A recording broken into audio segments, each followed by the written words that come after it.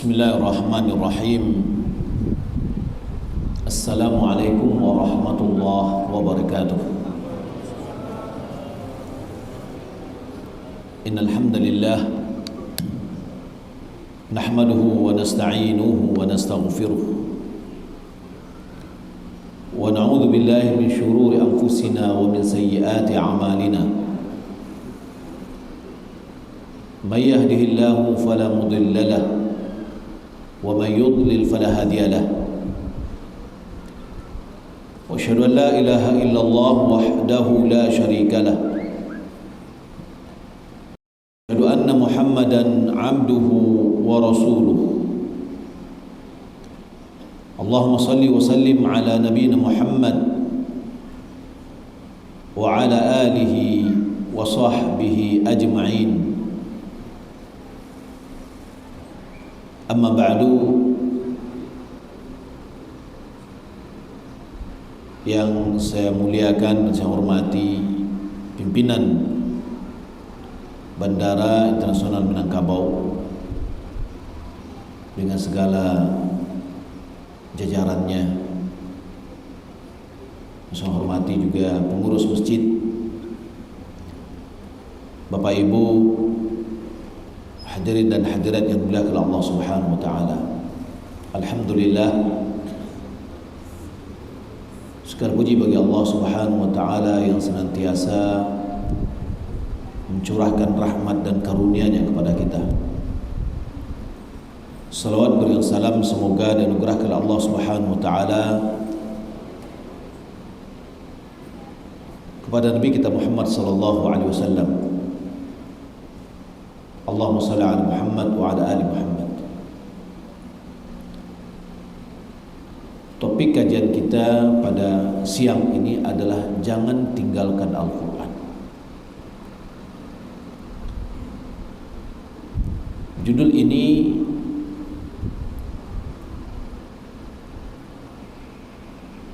diambil dari keluhan Nabi sallallahu alaihi wasallam terhadap kaumnya,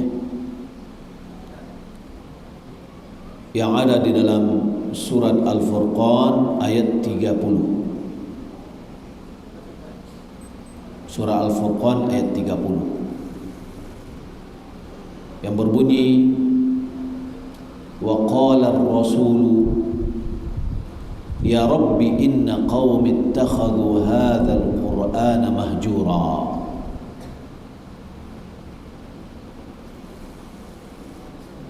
Berkata Rasul, yakni Muhammad bin Abdullah, wahai Rabbku, sesungguhnya kaumku, yakni orang-orang Quraisy di awal-awal dakwah, menjadikan Al-Quran ini sesuatu yang ditinggalkan. Di sini kita sama-sama belajar apa-apa saja yang dinamakan dengan meninggalkan Al-Quran itu, apa prakteknya. Kita mengetahui agar kita tidak termasuk orang-orang yang meninggalkan Al-Quran. Kita mengetahui Allah Subhanahu wa taala turunkan Al-Quran, Syahrul Ramadan alladzi unzila fihi al-Quran hudan linnas wa bayyinatin minal huda wal furqan.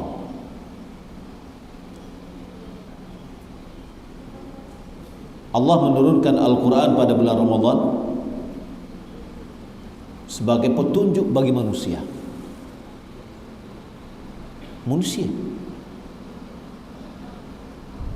Sehingga di dalam Al-Quran itu panggilannya ya ayyuhalladzina amanu, ya ayyuhan nas, hudan linnas, petunjuk bagi manusia, wa bayyinatin minal huda wal furqan. Di dalamnya juga terdapat penjelasan-penjelasan akan petunjuk tersebut dan pembeda antara hak dengan yang batil. Al-Quran diturunkan oleh Allah Subhanahu wa taala adalah untuk kemaslahatan manusia. Dan Nabi kita Muhammad sallallahu alaihi wasallam diutus sebagai rahmatan lil alamin, sebagai rahmat bagi alam semesta. Nabi kita diutus untuk manusia dan jin. Tidak hanya itu saja yang merasa tentram, semua yang ada di permukaan bumi ini merasa tentram. Tidakkah batang korma yang tadinya dijadikan sebagai mimbar lalu ditukar dengan kayu, lalu dia menangis karena pisah dengan Nabi. Adanya batu yang mengucapkan salam kepada Nabi. Jadi Allah Subhanahu wa taala menurunkan Al-Quran adalah sebagai petunjuk bagi manusia. Maka orang yang berpaling dari Al-Quran,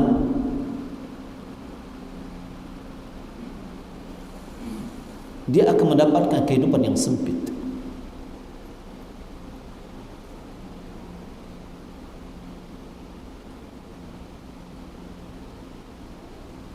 Faman a'rada an dzikri fa inna lahu ma'isyatan dhanka.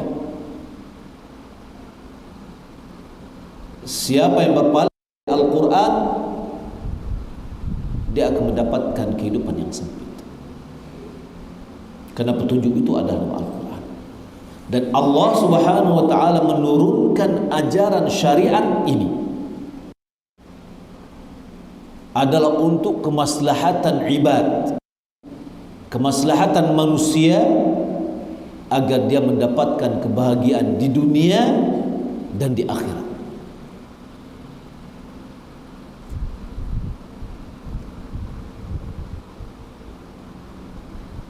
Maka dengan mengikuti petunjuk Allah, kita akan mendapatkan hidayah. Faman ittaba'a hudaya fala yadhillu wala yashqa. Siapa yang mengikuti petunjukku, kata Allah, maka dia tidak akan tersesat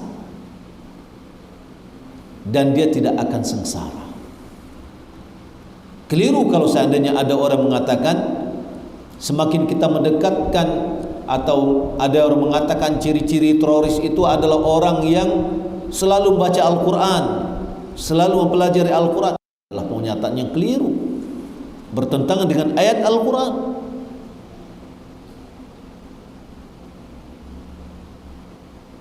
Karena petunjuk yang semua kita butuh kepada petunjuk itu ada dalam Al-Quran.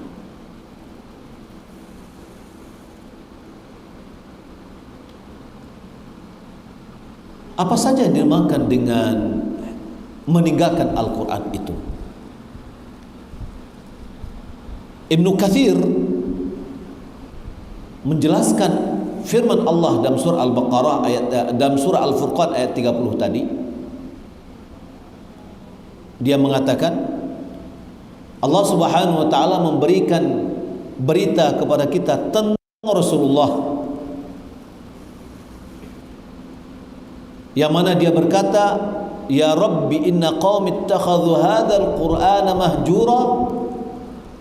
Wahai Rabbku, sesungguhnya kaumku telah menjadikan Al-Quran ini sesuatu yang ditinggalkan.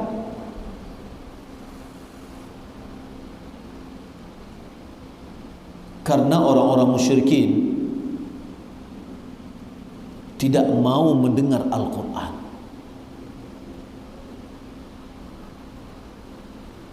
Mendengar Al-Quran itu, dalam mendengar ada tingkat dalam bahasa Arab ya.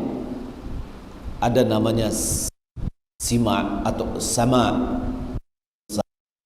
sami'a, ada namanya istima', ada namanya insat, yang keempat ada namanya isra. Sama-sama mendengar, tapi satu sama lainnya saling memiliki ciri khas dan tingkatan. Tingkatan yang terendah dari mendengar itu adalah sama, mendengar. Sama ini, yasma', itu adalah dia mendengar tidak diiringi dengan pemahaman. Seperti kita mendengar kajian, tapi juga kita mendengar suara di luar. Mendengar. Jadi ketika kita mendengar tapi tidak memahami, kita tidak konsen kepada yang kita dengar, itu namanya sama'a atau sami'a. Sami'a yasma'u sama'a. Yang kedua adalah istima'. Istima' ini adalah mendengar dengan upaya memahami yang didengar. Ya, yaitu ada upaya kita untuk memahami apa yang kita dengar itu. Fokus. Inilah yang bahasa kitanya adalah menyimak. Ya, menyimak, tidak mendengar aja, di atas dari mendengar. Menyimak, memperhatikan, berupaya memahami apa yang kita dengar.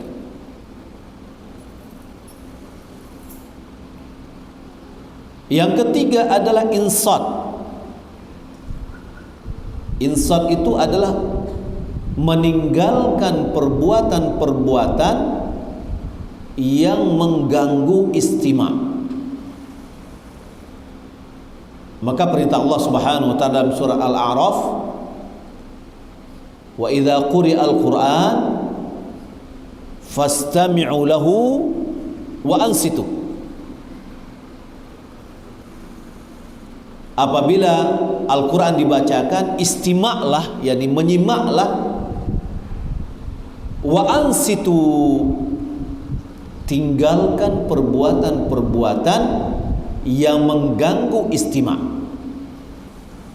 Berarti jika seandainya di sini ada orang yang baca Al-Quran, kita harus diam, fokus mendengar.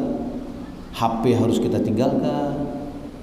Jangan ini di sini baca Al-Quran kita ngobrol, berarti itu tidak insat dan tidak istima'. Ya. Atau Al-Quran dibaca tapi kita sibuk dengan kegiatan kita sendiri, itu tidak insat. Ma ja'alallahu fi rajulin min qalbayni fi jawfihi. Allah tidak menjadikan dua hati dalam satu tubuh. Makanya di dalam kewajiban laki-laki ini kita perhatikan, ketika khutbah Jumat, apa yang disuruh? Yaitu insat, mendengar, dan tidak boleh ada aktivitas lain. Sehingga Nabi mengatakan, idza qulta li sahibika ansit wal imamu yakhtub faqad laghauta. Jika seandainya engkau mengatakan kepada temanmu, ini ada teman yang lagi ngobrol misalkan, lalu kita kata, diam, ini imam sedang menyampaikan khutbahnya, lalu kita tegur, tujuannya baik karena dia ngobrol. Apa kata Nabi? Engkau telah menyia-nyiakan Jumat. Kenapa? Ketika dia menegur orang tadi, dia lalai dan lengah dari khutbah. Begitu juga Kata Nabi, man massal hasa faqad lagha. Siapa yang memain-mainkan kerikil sedang khutbah, dia main-main kerikil, sungguh dia telah menyia-nyiakan. Mungkin boleh jadi tidak hanya kerikil, dia punya HP. Orang khutbah tapi dia sibuk dengan WA-nya. Malahan orang khutbah dia sibuk baca Al-Quran. Ya, berarti dia tidak insat terhadap imam. Nah, ada permasalahan yang agak rumit nih, permasalahan yang terkadang kita lihat hampir merata dalam masjid. Apa? Kota infak. Kota infak yang dijalankan pada saat khatib menyampaikan khutbah. Kalau main-mainkan haswa saja, batu kecil, ya, atau kita menegur orang,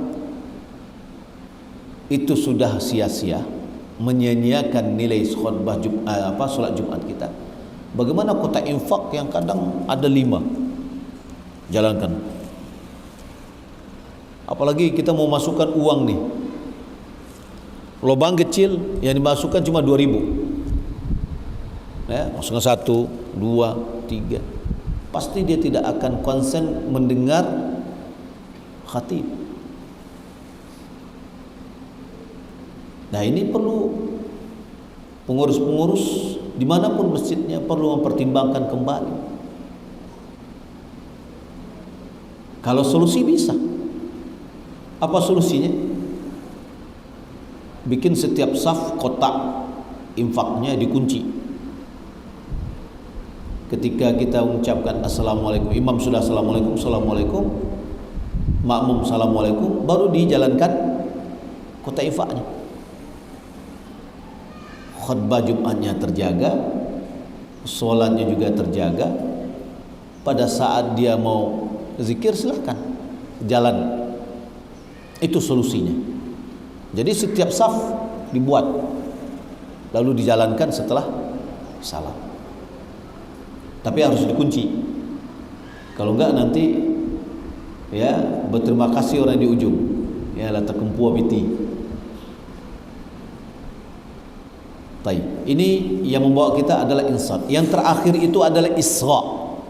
Isra itu adalah mendengar dengan seksama dengan mencondongkan badan kita, upaya kita untuk bisa lebih mendengar obrolan sehingga kita bisa memahami. Nah, orang-orang Quraisy, orang-orang musyrikin tidak mau dia mendengar Al-Quran.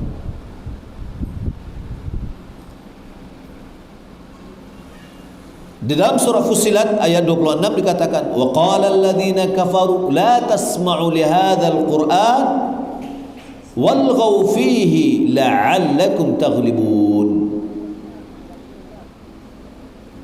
Orang-orang kafir mengatakan,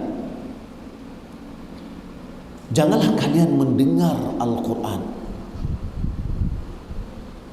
walghaw fihi, buat keributan agar kalian bisa menang. Jadi Al-Quran diputar sementara kita sibuk ngobrol. Nah, ini perlu perhatian juga. Ada orang mutar Al-Quran murattal di acara pesta pernikahan, ya. Ini kita menjadikan tidak menghormati Al-Quran. Jadi tidak mungkin kita menstop, enggak ada yang berbicara, enggak ada yang berjalan, ini Al-Quran lagi diputar, kan susah. Kitanya jangan kita putar agar kita bisa menghormati Al-Quran. Nah, jadi orang-orang Quraisy, orang-orang musyrikin, ketika mereka dibacakan Al-Quran, mereka bikin keributan, banyak bicara atau berbicara dalam permasalahan yang lain, sehingga mereka tidak bisa mendengar Al-Quran. Tidak mendengar Al-Quran termasuk meninggalkan Al-Quran. Rumah kita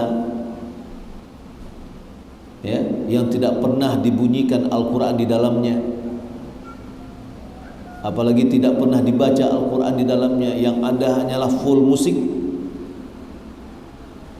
jangan-jangan kita termasuk orang yang meninggalkan Al-Quran. Supaya kita tidak termasuk orang meninggalkan Al-Quran, maka perbanyaklah mendengar Al-Quran.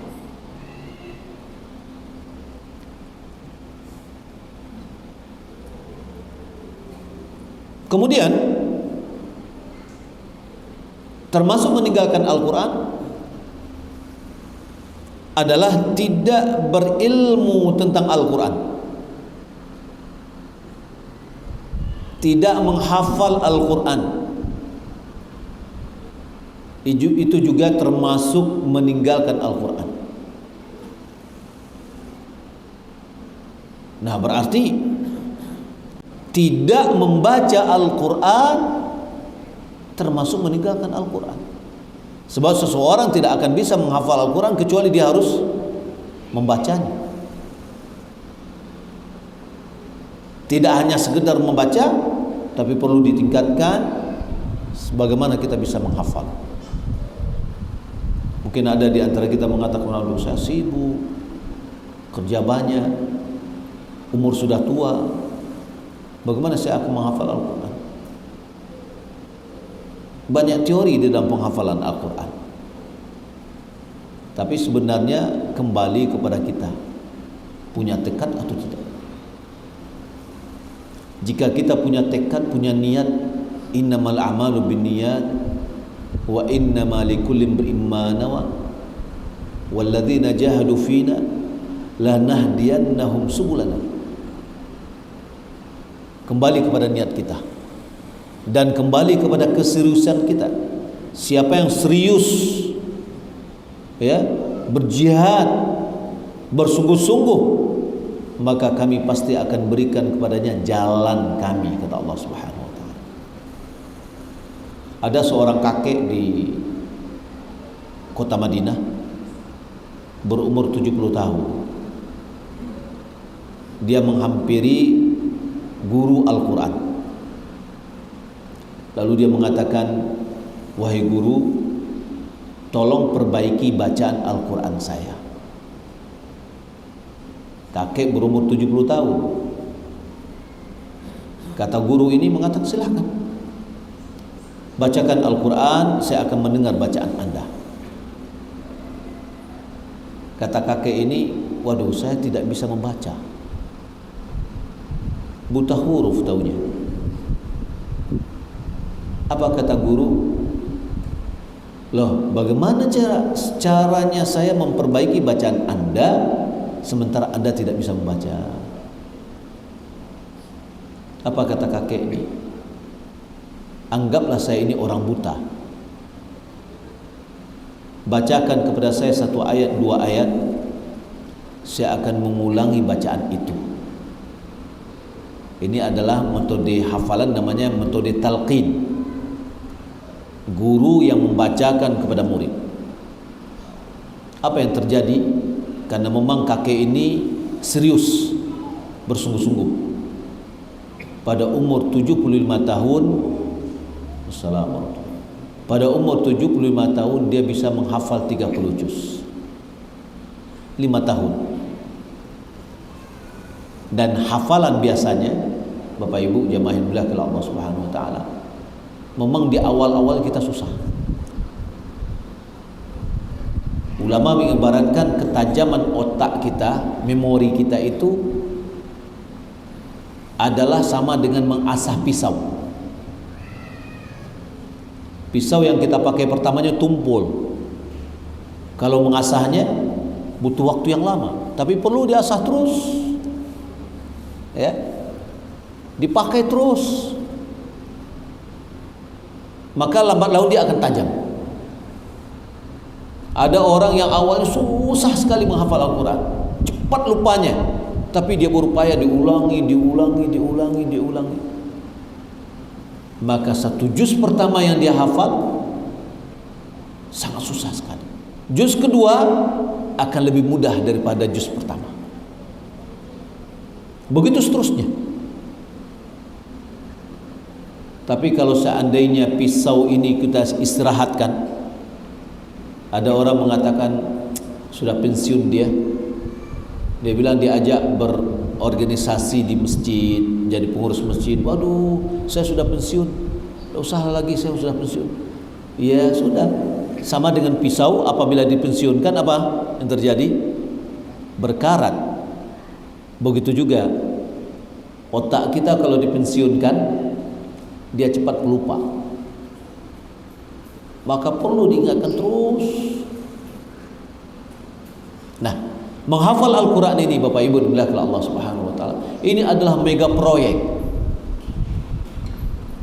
yang perlu kita berikan semangat pada diri kita. Pertama ada niat, innamal a'malu binniyat. Hanya saja amal itu tergantung kepada niatnya. Wa innama likulli imrin ma nawa. Masing-masing akan diberikan ganjaran sesuai yang diniatkannya. Mulai dari sekarang kita pasang niat mau menghafal Al-Quran, berniat menghafal Al-Quran. Untuk merealisasikannya cukup dengan 1 ayat. Habis sholat subuh, ya, 1 ayat itu berapalah lamanya kita membaca. Tapi itu diulang terus. 1 hari itu baca 1000 kali. Apa nggak hafal? Itu terus dalam sholat kita ulang-ulangi itu. Subhanallah, dengan niat kita yang lurus, yang jujur. Mungkin di antara yang punya program ini belum lagi beberapa hari dia melakukan program ini, taunya dia wafat. Apakah wafatnya sama dengan orang lain? Enggak. Si fulan wafat dalam rangka sedang berupaya untuk menghafal Al-Quran. Bukankah menghafal Al-Quran itu adalah ibadah?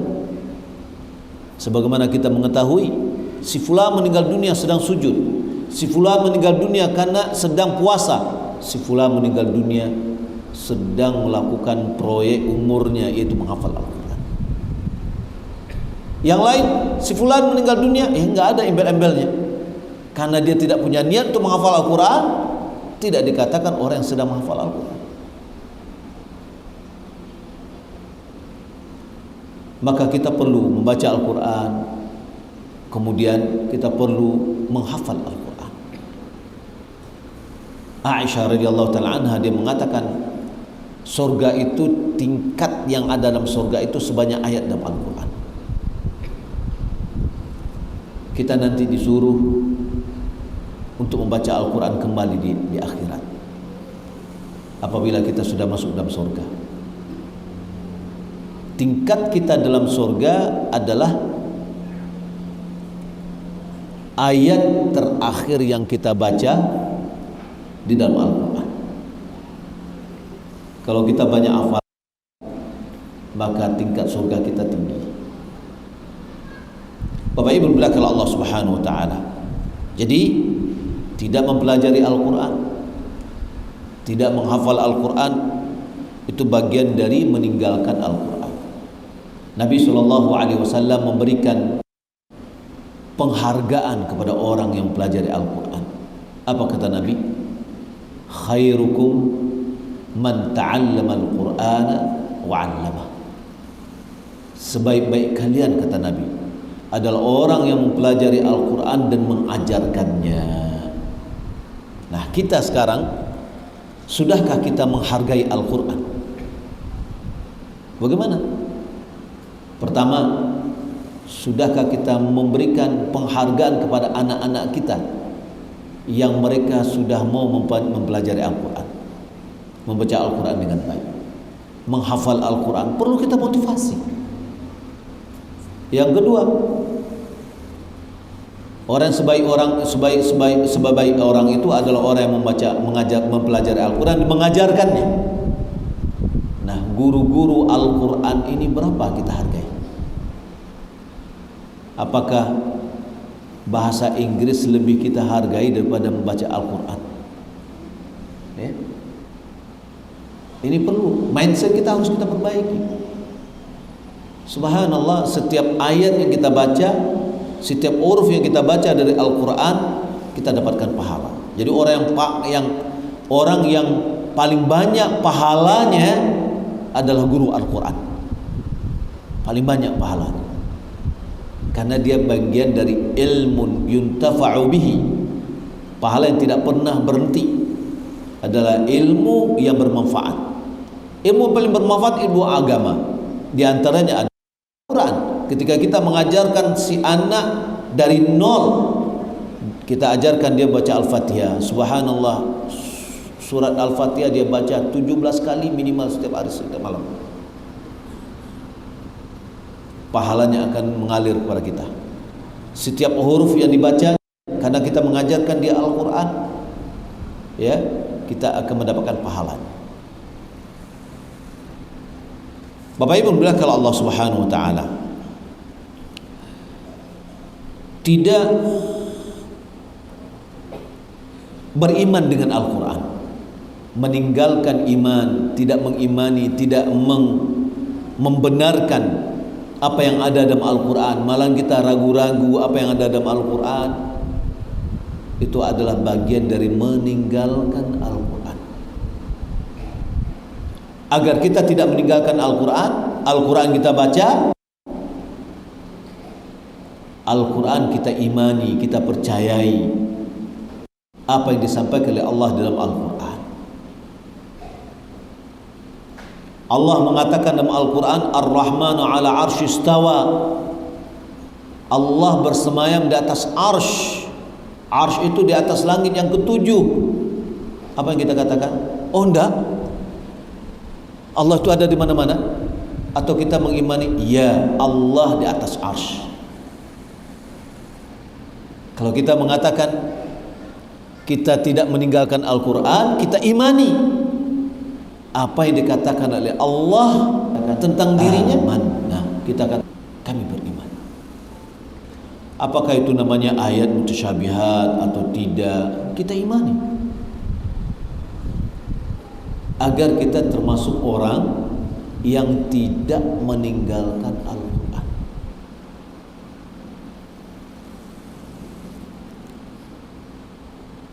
Tidak mentadaburi Al-Quran, dan ini tingkatannya lebih tinggi lagi. Ya, mendengar Al-Quran, membaca Al-Quran, menghafal Al-Quran. Tingkatan berikutnya apa lagi? Kita perlu mentadaburi Al-Quran, memahami apa yang ada dalam Al-Quran, dan mengamalkannya. Karena tujuan Al-Quran diturunkan adalah untuk diamalkan, bukan untuk diilmui. Tidak. Perintahnya kita kerjakan, larangannya kita tinggalkan. Tapi kalau seandainya kita tidak mentadaburinya, tidak memahaminya, tidak mengamalkannya, tidak meninggalkan apa yang dilarang, tidak mengerjakan apa yang diperintah, maka kita termasuk yang meninggalkan Al-Quran.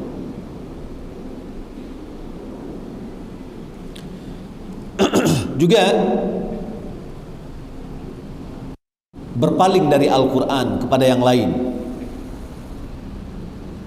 mendahulukan yang lain dari Al-Quran, menyibukkan membaca koran daripada Quran, menyibukkan kita dengan puisi, kalimat kata-kata syair daripada Al-Quran. Ya. Kemudian sibuk dengan hal-hal yang lain yang menyanyiakan kita dari Al-Quran. Khawatir kita HP ini adalah, ya, musibah pada kita.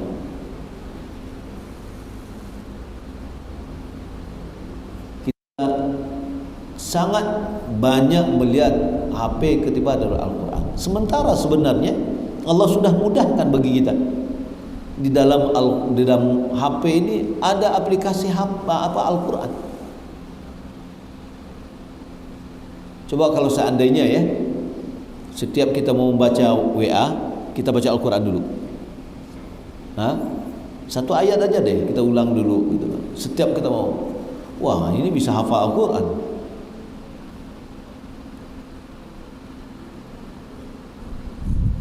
Bapak Ibu bilang kalau Allah Subhanahu wa taala termasuk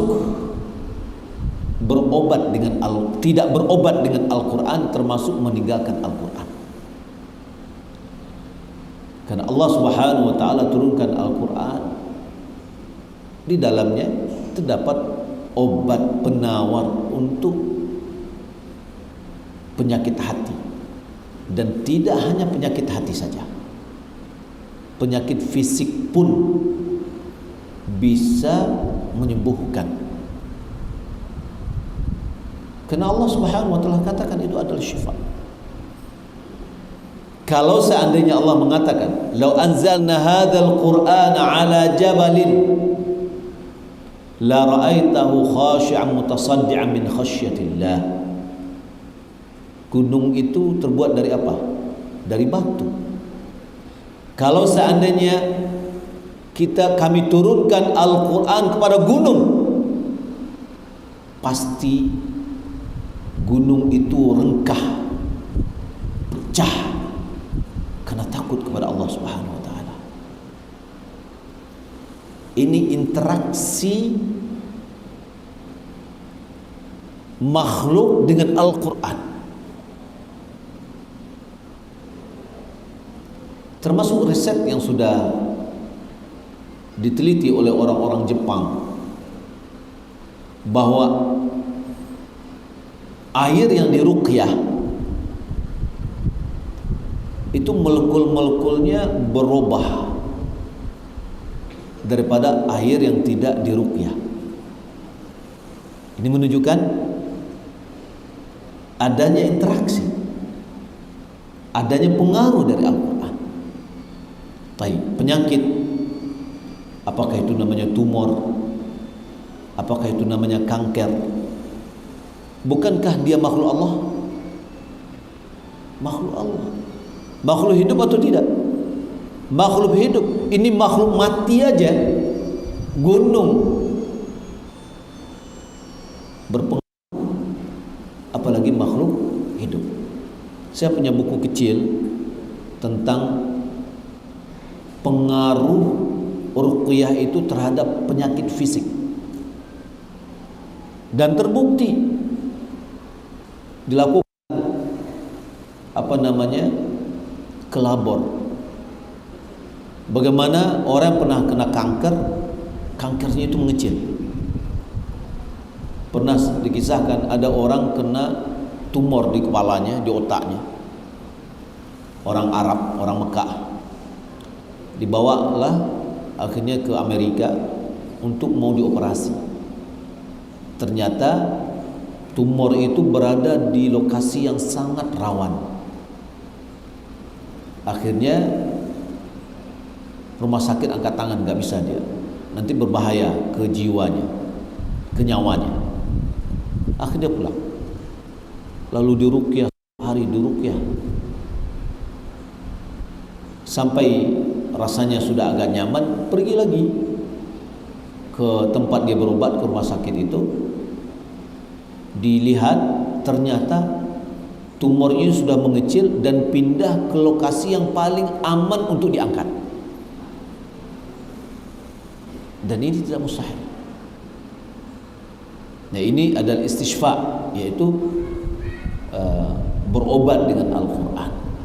Anak-anak kita mungkin rewel, sudah bacakan ayat-ayat ruqyah, Al-Fatihah, ayat kursi, ya, kemudian qulullahu ahad, qul a'udzu birabbil falaq, qul a'udzu binnas.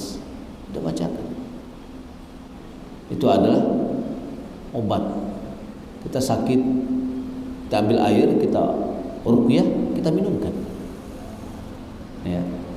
Bapak Ibu dimuliakan Allah Subhanahu wa taala, jemaah yang dimuliakan Allah Subhanahu wa taala. Ini yang dapat kita sampaikan. Semoga kita tidak termasuk dari orang-orang yang meninggalkan Al-Quran.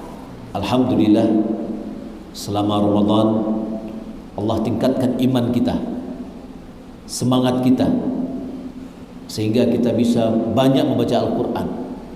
Ada di antara kita mungkin yang sudah khatam sekali, ada 2 kali mungkin, atau ada yang sedang berupaya untuk mengkhatamnya selama Ramadan. Kita mohon kepada Allah Subhanahu wa taala agar Allah memberikan kepada kita istiqamah dalam beribadah. Bulan Ramadan adalah bulan pelatihan kita. Bagaimana apa yang sudah kita raih pelatihan pada bulan Ramadan bisa juga teraplikasi nantinya setelah bulan Ramadan. Ini yang dapat kita sampaikan. Semoga bermanfaat. Kalau seandainya ada tanya jawab, ya kita buka sesi tanya jawab, baik yang berhubungan dengan topik kita yang kita bahas tadi atau dengan yang lain. Silakan.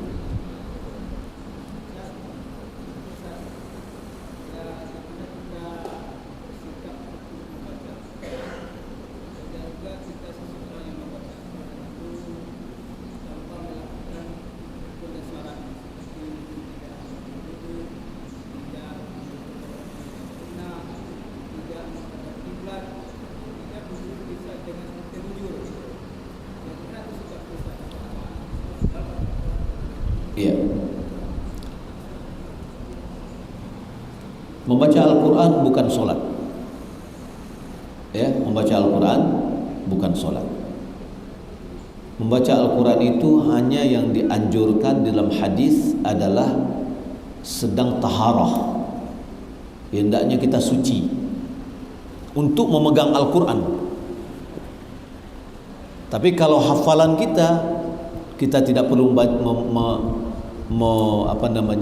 memegang mushaf atau Al-Quran, maka tidak perlu kita berwudu.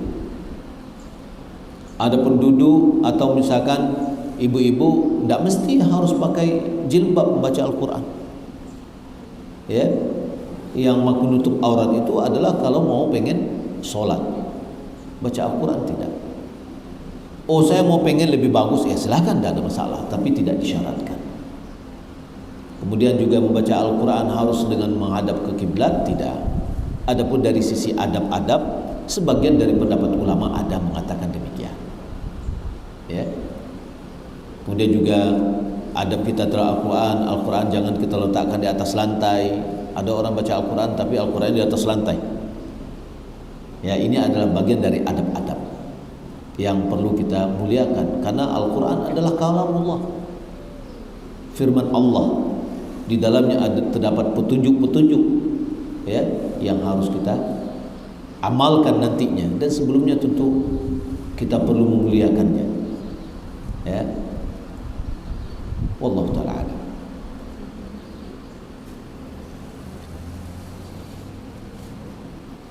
Ada lagi? Ya, silakan Pak.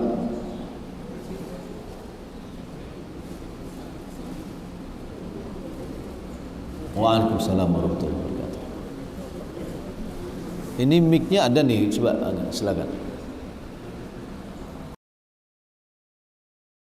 Biar yang lain kedengaran juga Pak pertanyaannya.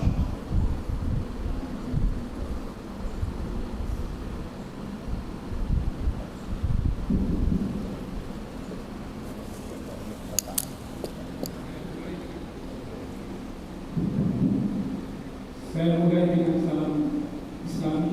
Assalamualaikum warahmatullahi wabarakatuh. Waalaikumsalam warahmatullahi wabarakatuh.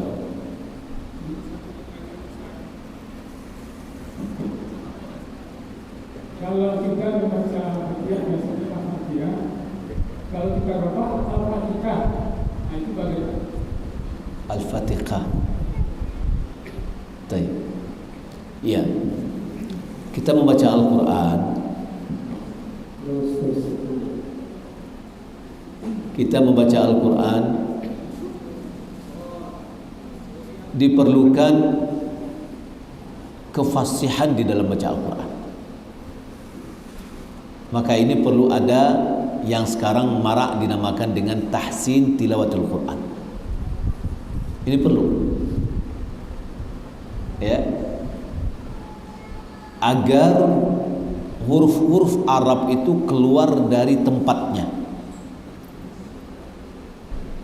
Tadi yang diibaratkan oleh Bapak tadi Al-Fatihah tapi Al-Fatihah.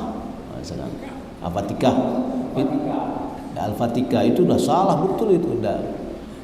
Ya, tidak hurufnya lagi yang dibaca malah, tapi huruf yang lain yang dibaca. Ha jadi ka, ya salah. Namun ini yang kita arahkan bahwa hendaknya mulai ada ya, adanya gerakan perbaikan bacaan, tahsin tilawatul Quran, ya, pembenaran. Dan sekarang masya Allah juga kalau kita lihat Bapak Ibu, mungkin mana tahu Bapak Ibu nanti pergi umroh misalkan, itu baik di Madinah atau di Mekah itu sudah mulai banyak grup-grup yang ngajarnya orang Arab sendiri. Kita pengen memperbaiki bacaan Al-Quran kita, khususnya adalah Fatihah aja, dia mau ngajarin. Walaupun kita nggak tahu bahasa Arab nih, ya, tapi bisa kita komunikasi bahasa internasional, bahasa isyarat, ya, bisa aja diajarkannya. Dan jangan malu-malu. Itu memang sudah dikoordinir oleh masjid untuk melakukan adanya kegiatan-kegiatan sehingga jamaah ini datang dari umrah ada manfaat. Dan orang duduk di sana bukan sembarang juga, ya, bukan asal-asal wah duduk ini, enggak. Tapi orang yang juga sudah lulus seleksi. Nah, kalau tidak sampai di sana, ya di sini kita mulai marakkan, ya, kita marakkan bagaimana, ya, walaupun umur sudah tua nggak ada masalah. Tadi kita sebutkan umur yang sudah kepala 6, kepala 7, ya, nggak ada masalah. Kita menuntut ilmu dari mahdi ila lahdi, ya, dari ayunan sampai wafat, ya. Lahad itu artinya sebelum kita wafat. Ya, jadi kalau bacaan tadi itu sudah merubah kalimat atau merubah huruf, itu sudah salah, ya. Wallahu a'lam.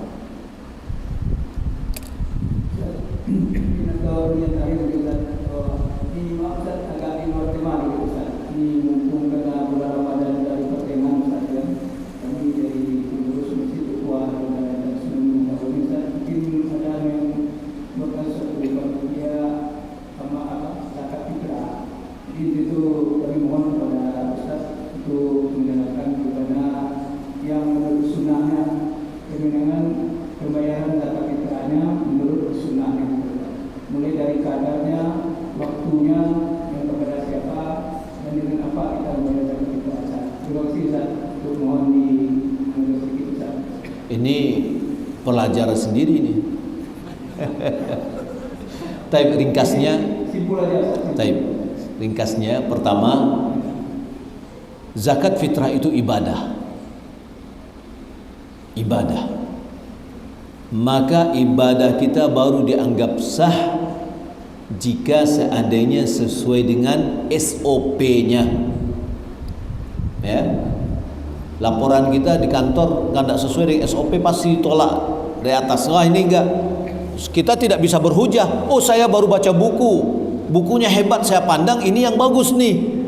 Nggak bisa. Nggak, antum kerja di sini ya harus ngikuti SOP-nya ini, gitu loh. Ya, begitu juga dengan ibadah. Kita beribadah harus sesuai dengan SOP-nya Rasulullah terhadap ibadah itu. Ya. Apa SOP-nya untuk zakat fitrah? Yang pertama, zakat apa yang kita keluarkan? Kita keluarkan adalah makanan. Ya, makanan apa? Makanan pokok. Bagaimana kalau kita mengeluarkan, kita lihat ini orangnya miskin, belum punya baju baru. Kita kasih, nih baju baru, harganya 200.000. Kita katakan, nih zakat fitrah saya, baju baru. Diterima atau tidak? Tidak. Karena tidak sesuai dengan SOP. Ada lagi dia nggak punya sepatu, kita kasih sepatu. Ya. Kita lihat dia punya, taunya dia ada punya kambing, tapi kurus-kurus kambingnya. Kita beli makanan kambing ini, kita sampaikan, ini zakat fitrah saya, diterima nggak? Enggak, yang diterima itu makanan manusia, bukan makanan kambing. Ya, baik.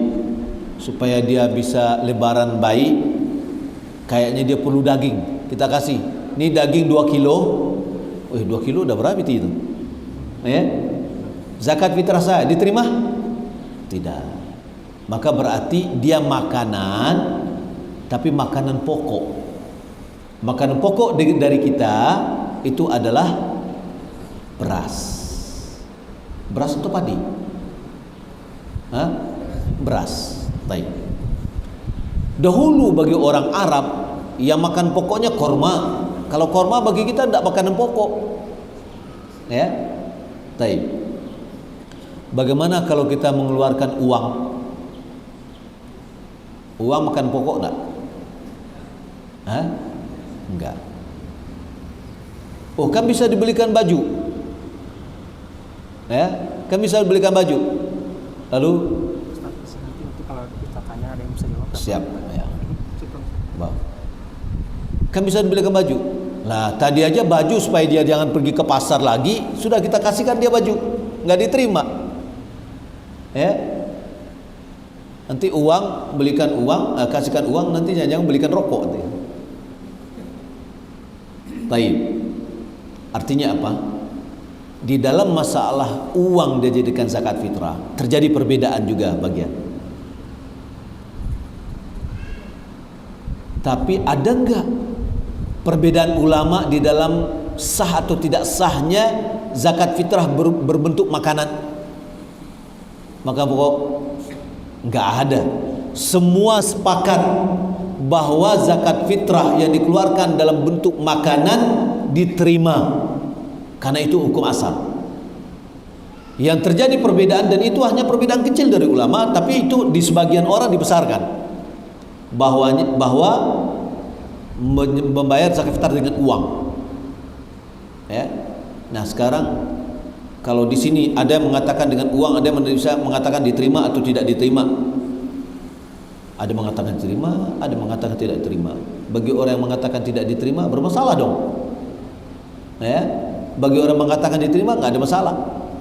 Supaya kita keluar dari masalah, sudah bayar aja dengan beras, selesai.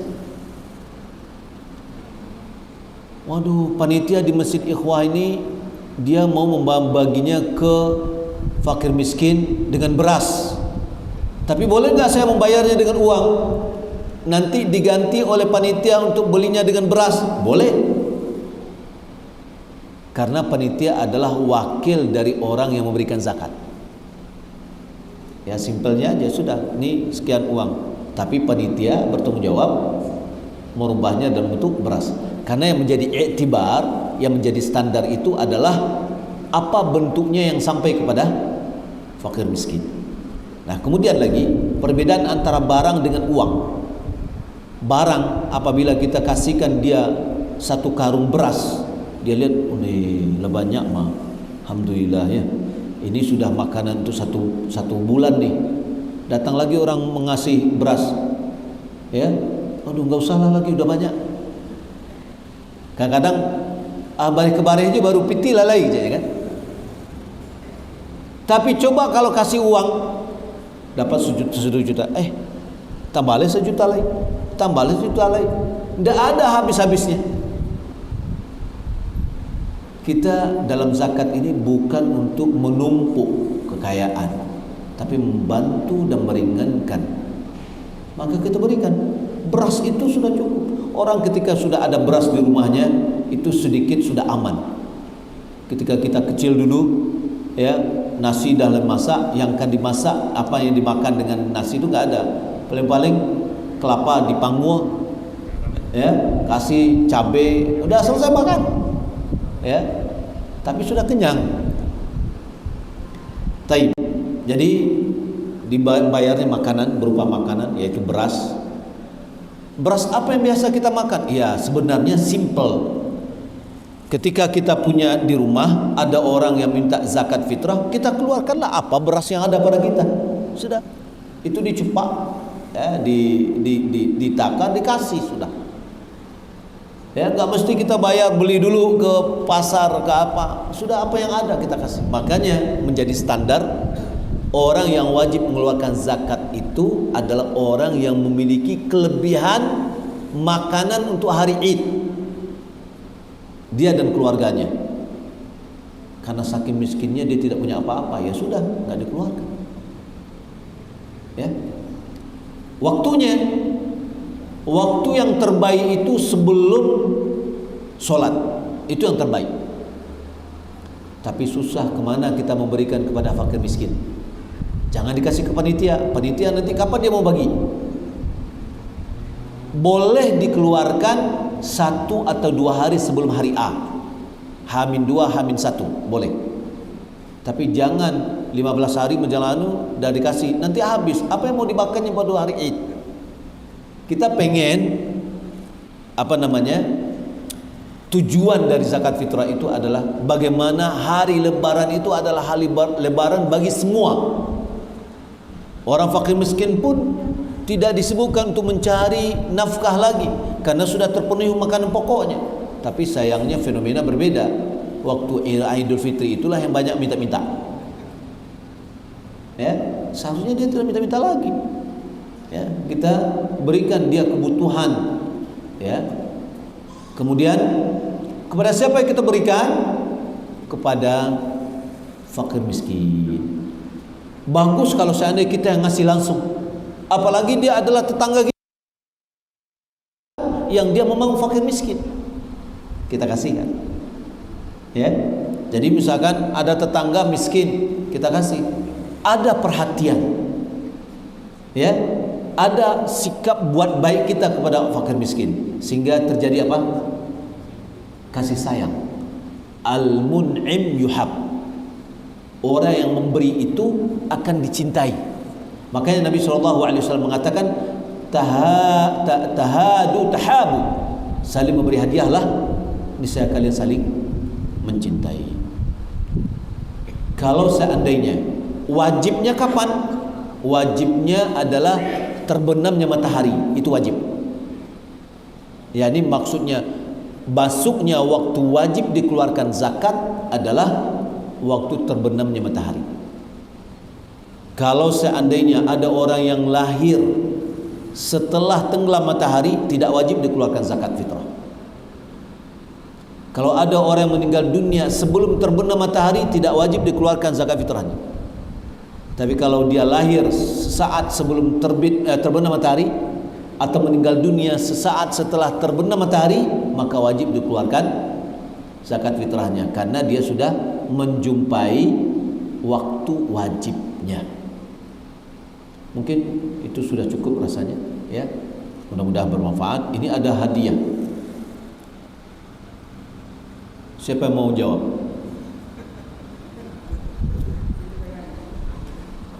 Ada nggak? Nggak ada yang mau jawab? Nggak, acung tangan. Ini terserah saya mau saya kasih jawab pertanyaan atau tidak. Baik, pertanyaannya, sebutkan 2 bentuk meninggalkan Al-Quran. Tadi ada beberapa poin, 4 atau 5.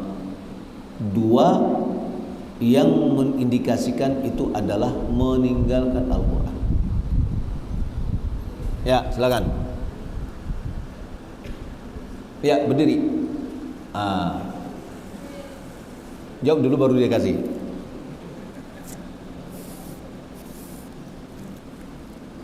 Yang pertama,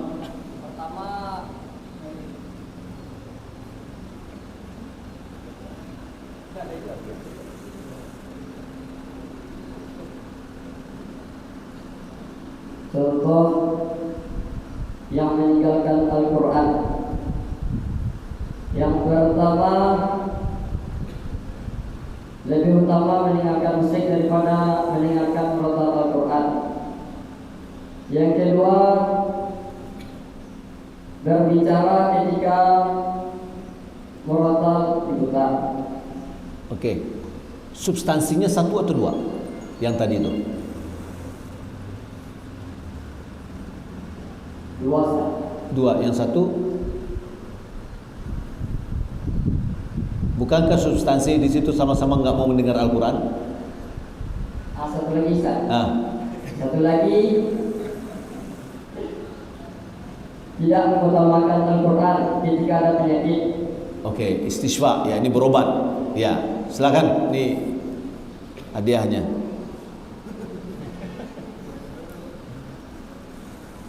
Oke, yuk. Barakallah. Taib. Siapa yang tahu surat apa dan ayat berapa tadi ayat yang kita bacakan sebagai bahan awal dari pembahasan kita? Ini.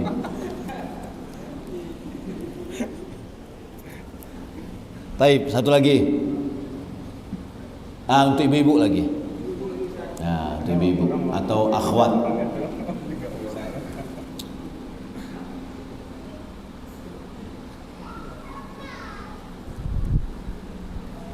Sebutkan dua ketentuan dari zakat fitrah. Ini pertanyaan terakhir.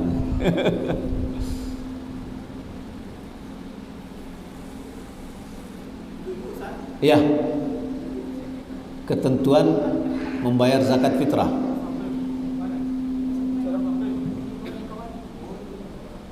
Silakan. Apa yang dikeluarkan dan kepada siapa yang diberikan? Itu.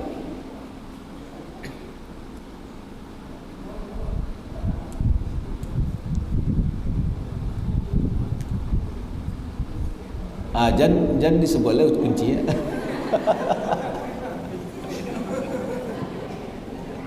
Ya, silakan.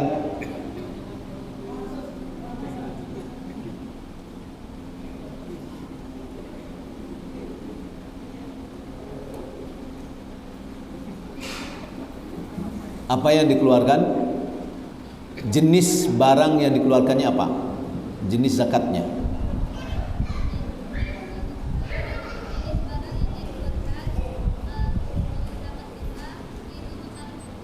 Oke. Seperti jenis makanan pokok yang dikeluarkan untuk zakat fitrah seperti barang. Oke.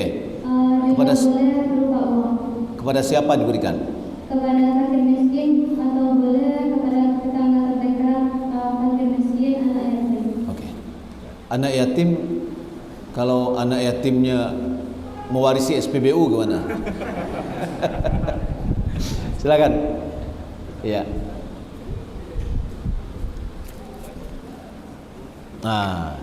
Ini Pak Ali nih, silakan.